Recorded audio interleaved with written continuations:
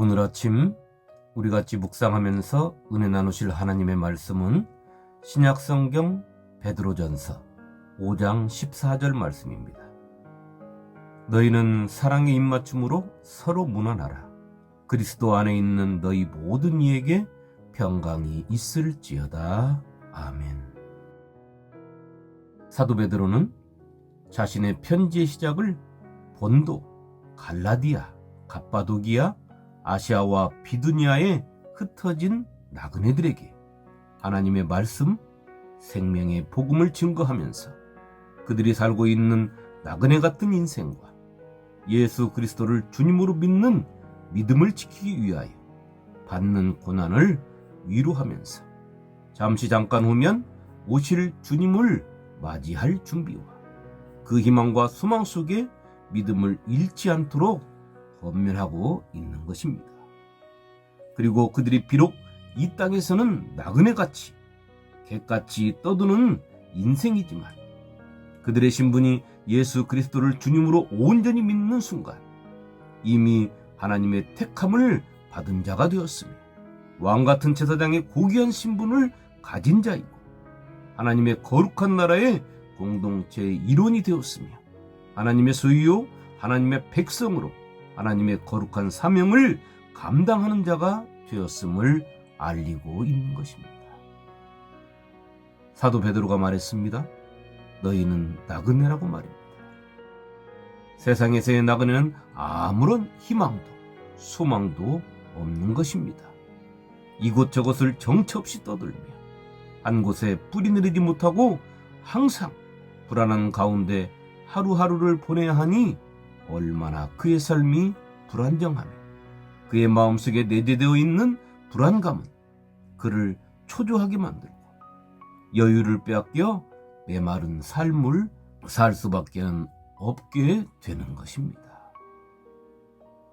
세상에서의 나그네는 내가 원해서 된 것이 아니라 세상이 나로 하여금 나그네가 되게 한 것입니다. 또 내가 내 자신의 삶을 잘못 삶으로 인하여 뿌리 내리지 못하는 삶을 살 수도 있는 것입니다. 그러나 예수 안에서의 나그네의 삶은 다른 것입니다. 내가 예수 그리스도를 위하여 자원하여 나그네의 삶을 사는 것입니다.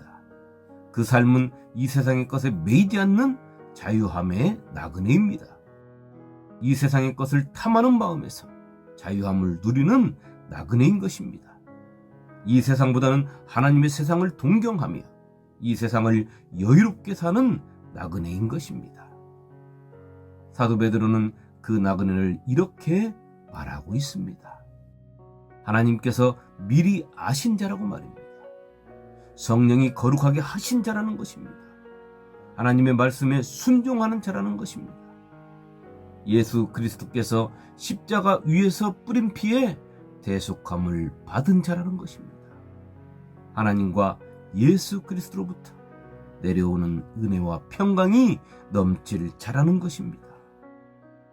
곧 하나님의 미리 아심을 따라 성령이 거룩하게 하심으로 순종함과 예수 그리스도의 핏뿌림을 얻기 위하여 택하심을 받은 자들에게 편지하노니 은혜와 평강이 너희에게 더욱 많을지어다. 베드로전서 1장 2절 말씀입니다. 사도 베드로는 오늘 편지의 시작을 이렇게 알리면서 편지의 마무리를 우리가 읽은 말씀으로 하고 있는 것입니다. 너희는 사랑의 입맞춤으로 서로 문안하라.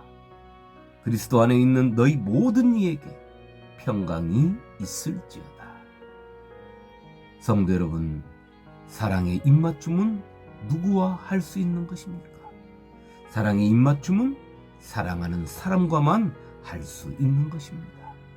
내가 사랑하는 자녀의 자녀들이나 내 자녀들이나 내 남편이나 내 아내, 내 부모에게 그리고 사랑하는 연인들이 할 수 있는 것입니다.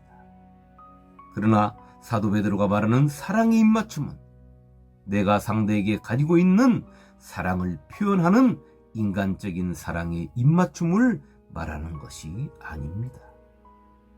사도 베드로가 말하는 사랑은 예수 안에서 한 형제요 자매된 사람들이 주님의 사랑을 품고 주님의 사랑으로 입맞추라는 것입니다. 이것은 거룩한 주님의 보혈로 한 형제의 자매된 성도들이 주님의 사랑을 가지고 하나 되어 서로를 환영하는 것을 말하고 있는 것입니다. 오늘 예수 안에 있는 우리 모두는 서로 각자가 하나를 이루어 이렇게 사랑으로 환영해야 하는 것입니다.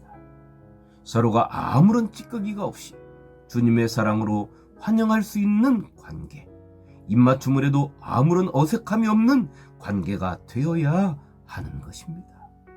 그런데 오늘 우리 믿음의 세계는 그런 건강한 믿음의 세계가 되지 못하고 있습니다.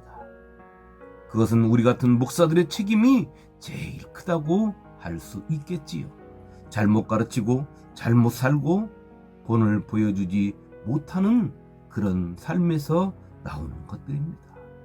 왜 그럴까요? 사도 베드로가 말하는 것처럼 왜 우리는 믿음 안에서 예수 안에서 사랑의 입맞춤이 어색하고 또 서로 하나 되는 것을 싫어할까요? 우리는 이 성경 구절을 너무도 자주 인용하여 말을 합니다. 합력하여 선을 이루라. 기도할 때도 써먹고 설교할 때도 써먹고 대화할 때도 사용하는 말씀입니다. 그렇게 약방의 감초처럼 사용하는 말씀인 것입니다. 그런데 정작 내 자신은 화합하는데 참으로 인색합니다. 왜 그럴까요? 그것은 내가 하나님을 사랑하지 않아서일까요? 아니면 하나님의 뜻대로 부르심을 받지 못해서일까요? 그것도 아니면 나만 예수의 피에 씻어 깨끗하다고 생각하기 때문일까요? 우리는 내가 먼저 알고 내가 먼저 고백해야 합니다. 내 신앙이 병들어 있고 내 신앙이 잘못되어 있고 내가 하나님의 말씀과 동떨어져 있으며 내 신앙의 출발점이 하나님으로부터 시작되지 않았다는 것을 먼저 알고 먼저 고백할 수 있어야 하는 것입니다. 그런데 이런 생각을 갖고 신앙생활하는 사람이 의외로 적다는 것에 놀라지 않을 수 없는 것입니다. 되레 의인으로 생각하고 사는 믿음의 사람들이 너무도 많다는 것에 또 한 번 놀라지 않을 수 없습니다.